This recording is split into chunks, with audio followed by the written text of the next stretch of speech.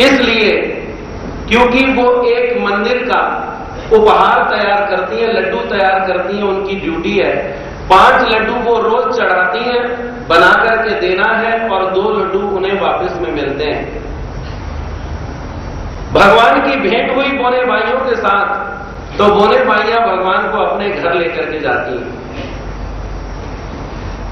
घर लेकर के गई और भगवान को प्रार्थना करती हैं, महाराज आपका जब तक इस गांव में निवास हो तब तक आप हमारे यहां भोजन कीजिए। दोपहर का भोजन आप कहीं और मत स्वीकार कीजिएगा, दोपहर का भोजन जो है वो हमारे ही घर स्वीकार कीजिए। क्यों? क्योंकि हमारे को जो 2 लड्डू प्राप्त होते हैं वो भी आप ही खाएंगे।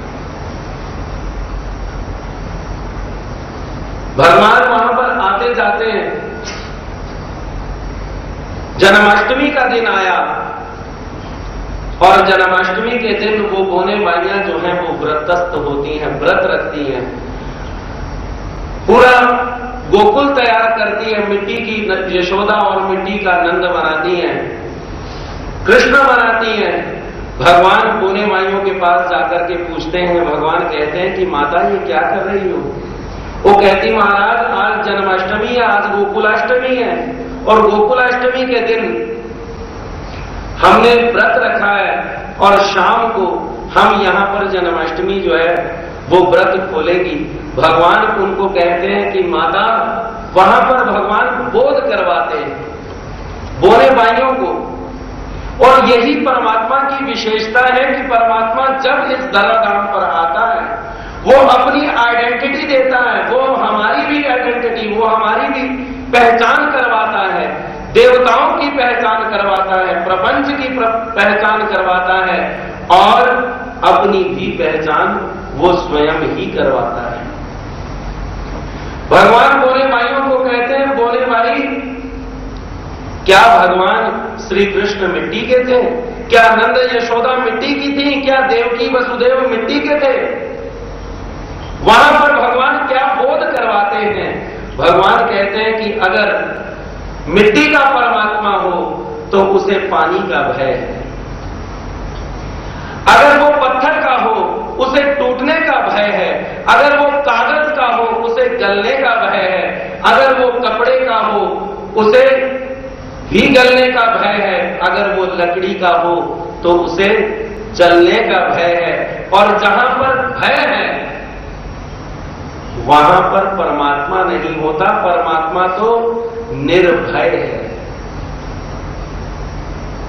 भगवान कहते हैं कि अगर तुम श्री कृष्ण देखना ही चाहती हो, जानना ही चाहती हो, तो भगवान कहते हैं कि आज हम स्वयं कृष्ण बनेंगे। तो भगवान वहां पर स्वयं कृष्ण बने, उनके साथ बोने भाइयों के साथ भगवान ने वो लीला करी जिससे बोने भाइयों की प्रतीति भगवान के ऊपर ईश्वर की हुई, ईश्वर बुद्धि उनकी उमटी। और कुछ ही दिनों के बाद एक घटना ऐसी घटी जिससे उनका भगवान के प्रति विश्वास जो है वो और दृढ़ हो गया। केवल ये जान लेना कि भगवान है बस उतना ही नहीं, आदमी आश्रय चाहता है, क्योंकि ये जीव स्वरूप ऐसा है, ये जीव का स्वभाव ऐसा है कि वो निराश्रय नहीं रह सकता। भगवान कहते हैं कि ये जो आत्मा है, आत्मा के ऊपर इस शरीर का आश्रय है, और जब ये अपने संहार काल में इसको तम स्वरूप का आश्रय है, वो शुद्ध जो है, अकेला जो है वो नहीं रह सकता, ये उसका स्वभाव बन चुका, क्योंकि भयभीत है, अपने अष्ट स्वभावों से बना हुआ है।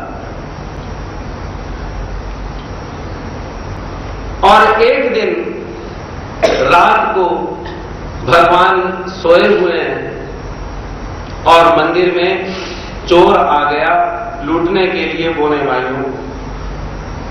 बोने वालियां उस समय सोई हुई हैं और चोर अंदर प्रवेश कर गया, बोने वालियों का सारा ही सामान जो है वो उठा रहा है।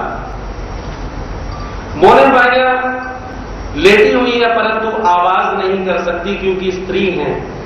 मन में सोचा कि अगर इसके पास कोई शस्त्र हुआ तो ये हमारे ऊपर शस्त्र प्रयोग कर सकता है, इस वजह से शांत रहती हैं। उस चोर ने सारा ही सामान बांधा और जैसे ही बाहर निकला, बोने माइयों ने दरवाजा जो था वो अंदर से बंद करके वो आवाज देना शुरू कर देती हैं। वो आवाज लगाती हैं, ओम मौन्य देव हो, हमारी रक्षा कीजिए। भगवान ने आवाज सुनी, भगवान बाहर निकले और भगवान ने अपनी श्रीमूर्ति को इतना बढ़ाया, इतना ऊंचा कर लिया कि वो चोर घबरा गया और उस घबराहट में वो पीछे की दीवार को फांद करके भाग गया। सामान जो था वो आंगन में ही छोड़ गया। भगवान बाद में दरवाजा खटखटाते हैं। भगवान कहते हैं दरवाजा खोलो। दरवाजा खोला, बोने माइयों ने सामान देखा। भगवान कहते हैं कि ये सामान तुम्हारा ही है। बोने माइया कहती महाराज यही है। भगवान कहते हैं ये सामान की जो पोटली है ये किसकी है? भगवान को कहती है महाराज ये लगता चोर की है। भगवान कहते तो फिर तुम नहीं, तुम्हारी चोरी उसने क्या करी? वो तो स्वयं ही उसकी ही चोरी हो गई भाई। वो कहती महाराज हम अकेली स्त्रियां हैं, वो अपनी चादर के लिए फिर दोबारा आ सकता है। भगवान कहते अब वो दोबारा नहीं आएगा। भगवान एक शब्द बोलते हैं, उसके पीछे कितने रहस्य हैं। उसी तरह से देवताओं के द्वारा जो दी गई वस्तु है, देवताओं के द्वारा दिए गए जो फल हैं, भगवान कहते हैं कि वो अनित्य हैं, वो नाशवान हैं। वो फिर तुम्हारे को यहीं पे कर्म भूमि में आकर के फिर तुम्हारे को कर्मों में प्रति रत होना पड़ेगा। और जो भगवान हमारी रक्षा करते हैं वो सदा के लिए हमारे लिए सुरक्षित है। और वहां पर बैठे बैठे भगवान श्री चक्रधर प्रभु एक और भक्त का चिंतन करते हैं। और वो भक्त है कौन? जो आज का पात्र है बाईसा। भगवान 6 महीने तक मेहकर में रुके और 6 महीने तक भगवान बाईसा का चिंतन करते हैं। वो क्षण ढूंढ रहे हैं कि वो क्षण कब आएगा और बाईसा को कब हम प्रेम दान देंगे। और वो क्षण 6 महीने बाद आया। भगवान बोने माइया कहती है महाराज सिंहस्थ लगा है ब्रह्मगिरी में, बहुत बड़ा गंगा स्नान चालू है, कुंभ लगा है, तो चलिए आप हमारे साथ नासिक की यात्रा कीजिए। भगवान उनके साथ तैयार हुए और वो पहुंची कहां? पहले ही पैठन पहुंची। और पैठन भगवान ने जैसे ही प्रवेश किया और उस नगर के प्रवेश द्वार के ही पास एक आज भोगावती नाम का एक स्थान आता है, भगवान वहां पर रुक गए। बोने माइया कहती हैं चलिए महाराज। भगवान कहते हैं कि तुम जाओ, हम बाद में आएंगे। भगवान को कहती है महाराज ये नगर बहुत बड़ा है, यहां पर तो आदमी अगर गुम हो जाए तो फिर दोबारा मिलना जो है वो बहुत देर के बाद मिलता है। भगवान कहते हैं कोई बात नहीं, हम तुम्हारे को इस तरह से ही ढूंढते ढूंढते पहुंच जाएंगे, क्योंकि हमारा तो काम ही यही है कि हम तो आर्त जीव को ढूंढते हैं। भगवान श्री चक्रधर प्रभु भोगावती स्थान पर ही रुक गए और बोने माइया अब पैठन नगरी में पहुंची। तो जब कोई भी व्यक्ति अगर किसी शहर में जाता है, किसी दूसरे शहर में जाता है, तो अपने पहचान वाले को ढूंढता है। पंजाबी आदमी को अगर अमेरिका गया, इंग्लैंड गया, कहीं भी गया, दूसरे देश विदेश कहीं भी गया, दूसरे गांव भी गया, एक पंजाबी को जब दूसरा पंजाबी मिलता है बहुत खुशी होती है, कहता है कि हाँ मेरे गांव वाला मिल गया। उसी तरह से आदमी अपनी पहचान ढूंढता है। आदमी कहता है कि कोई मेरे को पहचानने वाला हो, तो बोने बाइयां विचार करती है कि हमारी पहचान की एक माता जिसका नाम है बाईसा, और वो पयोवृत्ति मार्ग की एक बहुत बड़ी संत है, चलो सबसे पहले उनके पास ही जाते हैं। और वो बोने बाइयां सबसे पहले बाईसा के घर गए। छाया गोपाल के मंदिर में अपना सामान रख दिया, रात को रुकने की व्यवस्था करके वो बाईसा को मिलने के लिए गई हैं और बाईसा उनको मिली। सभी कुशल क्षेम पूछा, कैसे आना हुआ, सारा बतलाती हैं और साथ साथ में जो भगवान से घड़ी हुई लीलाएं हैं वो लीलाओं को वो बतलाती हैं। और बाईसा जैसे जैसे लीलाओं को सुनती है वैसे वैसे उसको वेद संक्रमण होता है, वो भगवान के प्रति आकर्षित होती है। कहती है, बोले बाइयां कहती हैं कि जो हमारे साथ पुरुष आए हैं, क्या उनका सौंदर्य बखान करूं, वो कितने सुंदर हैं, क्या बताऊं कि वो कितने ऐश्वर्यवान हैं। वो जन्माष्टमी की बात बतलाती हैं, वो चोर से कैसे भगवान ने रक्षा करी वो बतलाती हैं। और लोनार में भी जो भगवान के साथ वो गई तो राजा भगवान के सामने आया, वो विरक्त कैसे हैं कि महाराष्ट्र का राजा भगवान के सामने धन रखता है, भगवान एक नजर उस धन की तरफ देखते हैं और एक नजर मिट्टी की तरफ देखते हैं। वो राजा भगवान के पास आया, भगवान ने उस धन को स्वीकार नहीं किया। वो भी लीलाएं जो उनके साथ घटित हुई वो सारी ही लीलाएं बाईसा को बतलाती हैं। और बाईसा जैसे जैसे सुनती जाती है वैसे वैसे वो भगवान के प्रति आकर्षित होती जाती है, भगवान के प्रति वेदित होती जाती है। ऐसा मन में विचार आया कि मैं भी उनके दर्शन करना चाहती हूं, परंतु बोल नहीं सकती। क्यों? क्योंकि अहंकार है उसमें अभी तक टूटी नहीं। और भगवान कहते हैं कि जो जीव है, एक आदमी, भगवान ने दो प्रकार के आदमी बतलाए। भगवान कहते हैं कि संसार में दो प्रकार के लोग होते हैं। एक आदमी जो समझाने पर समझ जाता है और एक आदमी समझाने पर भी नहीं समझता और उसको फिर क्या होना पड़ता है, उसको फिर छोड़ देना पड़ता है। ठीक है, तेरा रास्ता तू कर, अगर तुझे इस रास्ते से जाकर के अच्छा लगता है तो फिर जब तू जाएगा तेरे को नुकसान होगा, तभी तेरे को अकल आएगी। बच्चा जब तक बहुत छोटा है मां बाप उसको समझाते हैं, बेटा ऐसा नहीं किया जाता, इस तरह से नहीं किया जाता, ये गलत काम है। बेटा कहता है कि कोई बात नहीं, मां बाप कहते हैं लेकिन हमारा तो वहीं चलेगा, पंचा लगना सिर मथे प्रणाला साडा उथे रही उथे, हम तो वहीं चलेंगे। और भगवान का और जीव का यही एक वाक्य है। भगवान कहते हैं कि जब तक तेरा उद्धार नहीं करूंगा तब तक मैं चैन से नहीं बैठूंगा। और जीव कहता है कि महाराज आप मेरा क्या उद्धार करेंगे, मैं अपना उद्धार करवाना ही नहीं चाहता, क्योंकि मैं अपने अहंकार को छोड़ना ही नहीं चाहता। भगवान की लीलाओं को श्रवण करके मन कहता है कि उन पुरुष के दर्शन कर, लेकिन जिस अवस्था में बैठी है वो अहंकार उसको नहीं छोड़ रहा। कहती है कोई बात नहीं। बोने माइया बाईसा को मिलकर के चली गई और इधर भगवान निकलते हैं अब भक्त की खोज में। बाईसा की खोज में भगवान जा रहे हैं, चल रहे हैं और भगवान वामदेव की गुफा की तरफ बाईसा आ रही थी। बाईसा ने भिक्षा मांगी, भिक्षा मांग करके वापिस आई। वापिस आई जब तो वो अपने गुरु भाई जिसका नाम था वामदेव उसके घर की तरफ जा रही है और उसी क्षण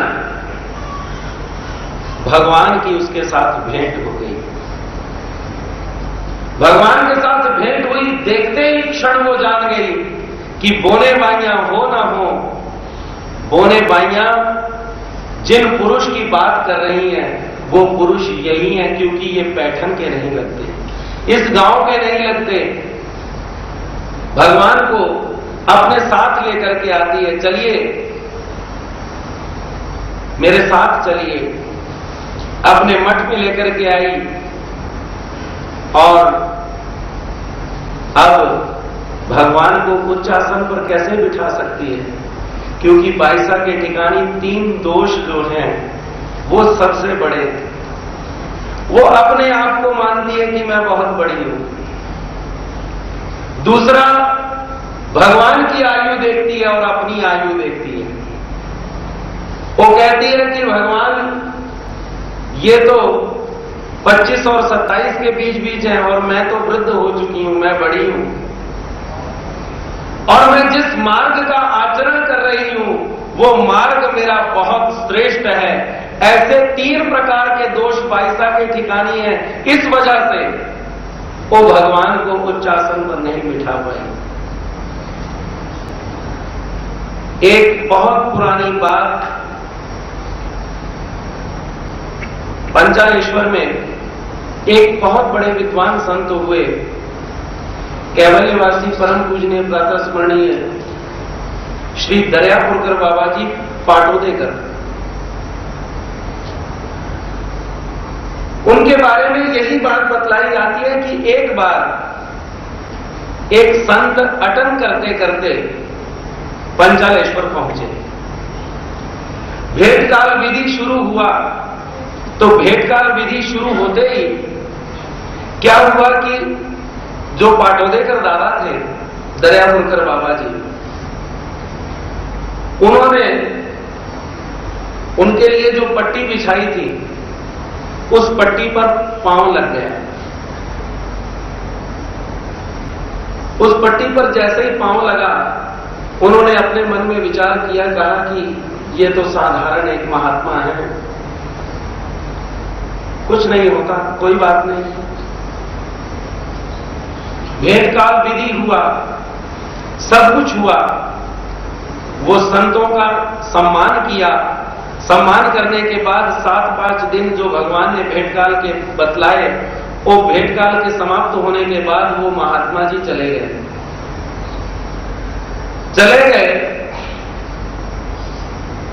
तो उनके बारे में, पाटोदेकर दादाजी के बारे में ऐसी मान्यता थी कि वो इतने स्मरणनिष्ठ थे कि जब वो स्मरण करते थे तो उनको पीछे से आवाज आती थी। वो आवाज देते थे, श्री चक्रधर, और पीछे से आवाज आती थी, खड़ा हो। आज वो जैसे ही स्मरण करने के लिए बैठे, आवाज लगाते हैं श्री चक्रधर, परंतु पीछे से आवाज नहीं आती।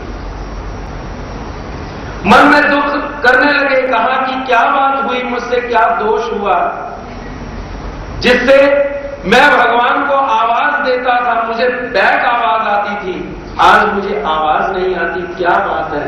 दुख करने लगे, अपने मन में इतने दुखी हुए, सोचने लगे आज मैंने दिन भर में क्या किया। और उनको वो बात याद आ गई, कहा कि अरे अरे मुझसे एक गलती हो गई। वो जो महात्मा जी थे आए, वो महात्मा की पट्टी को पांव लग गया और मैंने उस क्षण को अवहेल कर दिया। मैंने कहा, छोड़ दिया, कोई बात नहीं, मेरे से छोटा है। मैं कौन होता हूं किसी को छोटा और बड़ा बनाने वाला। उसी क्षण उन्होंने अपने शिष्यों को आदेश दिया, कहा कि जाओ देखो वो महात्मा जी अगर मिले तो। वो महात्मा जी कुछ ही दूर गए थे दूसरे गांव, और उनको दूसरे गांव से वापस लेकर के आए और वहां पर वो बाबा जी ने उनसे प्रायश्चित किया, प्रसव मुड़वाया और कहा कि मेरा ये प्रसव मोड़ दीजिए। क्यों? क्योंकि मेरा स्मरण करने में जो मन लगता था अब वो नहीं लग रहा। उसी तरह से हमें अगर परमात्मा के मार्ग पर चलना है तो हमें छोटी छोटी बातों से ही शुरुआत करनी होगी। हम क्या सोचते हैं, हम ये सोच लेते हैं कि बड़ी बातों को जिनको हम आचरण अभी अपने जीवन में उतार नहीं सकते, उन बातों की तरफ ध्यान देते हैं, और जिन बातों का हम आचरण कर सकते हैं, जिन बातों के ऊपर हम चल सकते हैं, हम उन बातों पर चलने के लिए तैयार नहीं होते। हमारी स्थिति उस व्यक्ति जैसी है कि एक व्यक्ति एक रास्ते से गुजर रहा है, रास्ते से गुजरते गुजरते उसको प्यास लगी तो उस प्यास की खोज में वो कुआं ढूंढने लगा। कहता है कि कुआं मुझे मिलना चाहिए, पानी पी लूं। बहुत दूर तक गया, उसको कोई भी कुआं दिखाई नहीं दिया। आखिर में उसने अपने मन में विचार किया, कहा कि एक भला काम कर जाऊं, एक अच्छा काम कर जाऊं, मेरे जैसे और राहगीरों को तकलीफ ना हो, मेरे जैसे और लोगों को तकलीफ ना हो, इस वजह से क्या करता हूं, मैं ही कुआं खोदना शुरू करता हूं। वो कुआं खोदना शुरू करता है, थोड़ा खड्डा होता है, नीचे से पत्थर लगता है, उस खड्डे को छोड़ देता है, कहता है यहां पानी नहीं लगने वाला। दूसरा खड्डा करना शुरू करता है,